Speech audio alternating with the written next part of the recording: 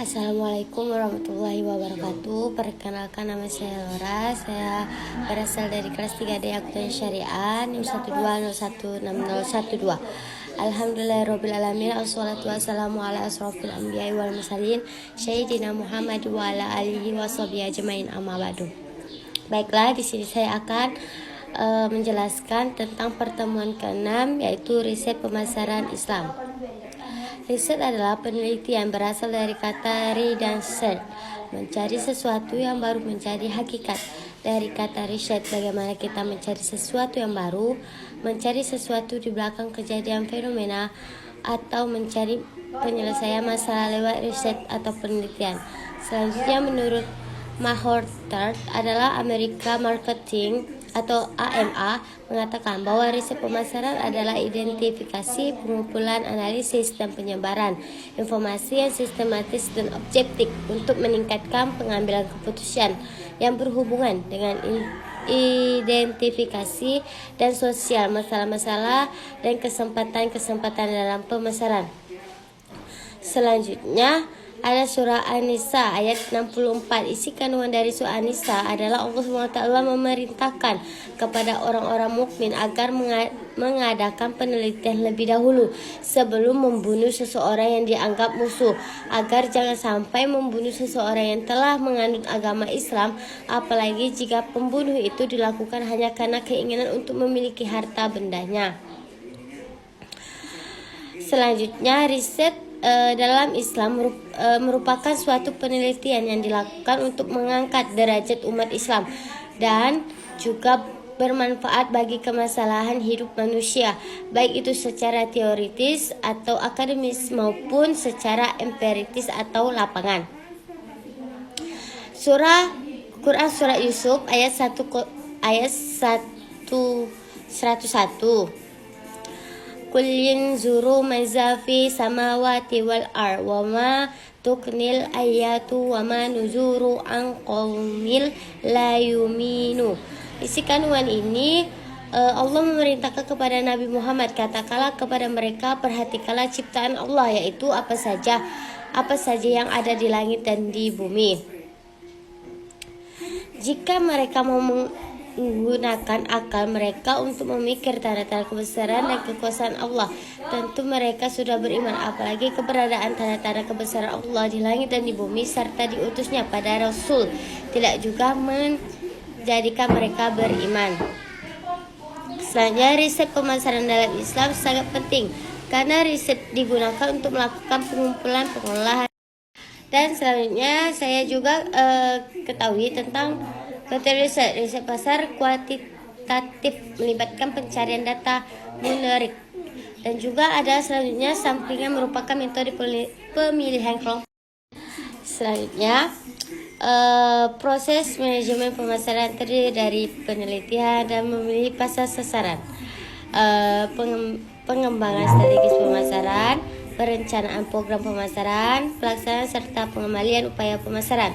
Selanjutnya, riset pemasaran berperan sebagai dasar penyusunan rencana dan strategis pemasaran, di mana harus didukung dengan data yang akurat, relevan, terpercaya, objektif, dan tepat waktu, sehingga manajemen perusahaan dapat merencanakan dan melaksanakan dengan baik.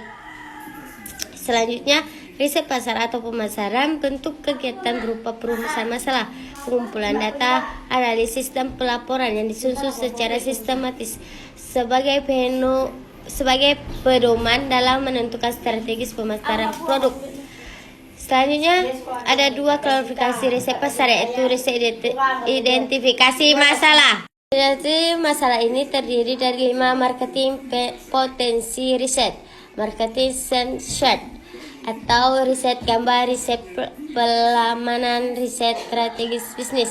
Kedua, riset mengatasi masalah, ada 5, yaitu riset segmentasi, riset produk, riset harga, riset promosi, riset distribusi. Selanjutnya ada 5 proses riset pasar, yaitu mendefinisikan masalah dan tujuan, mengembangkan rencana penelitian yang memutuskan beberapa hal, mengumpulkan informasi yang dikumpulkan sesuai dengan rencana yang sering dilakukan oleh perusahaan eksternal. Menganalisasi informasi, yaitu manipulasi statis dari data yang dikumpulkan, misalnya analisis subjek dan kelompok fokus. Menyajikan temuan berisi kesimpulan keseluruhan untuk disajikan daripada metodologi strategis yang berlebihan. Selanjutnya, primer riset merupakan penelitian utama atau penelitian primer yang melibatkan pencarian informasi baik dari tangan pertama atau disebut juga dengan data primer.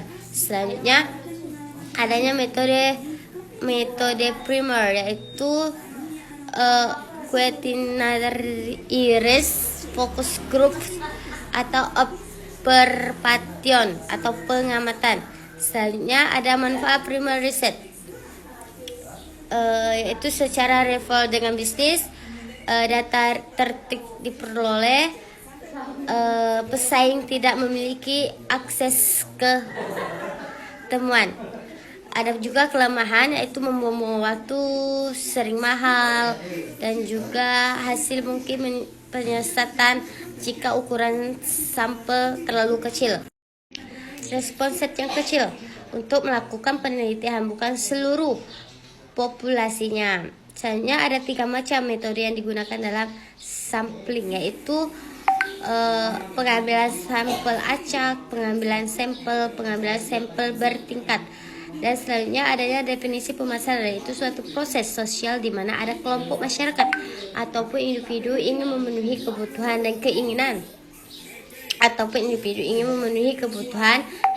melalui suatu kegiatan penciptanya, menawarkan dan mempertukarkan secara bebas ataupun jasa yang bernilai. Selanjutnya adalah tahap penghilangan berkaitan dengan kelangkaan minat pada perkonsepan dan status tentang kaum muslim. Selanjutnya adanya ringkasan penjelasan riset pemasaran dan peramalan pemerintah dalam Islam, yaitu definisi riset dalam Islam, pentingnya riset dalam pemasaran Islam, fitur riset pemasaran, proses riset pemasaran, pengukuran proses pemasaran dalam Islam, dan juga adanya peramalan dan pengukuran pemerintahan pasar. Mungkin ini saja yang dapat saya sampaikan, kurang dan lebihnya saya mohon maaf. Wassalamualaikum warahmatullahi wabarakatuh.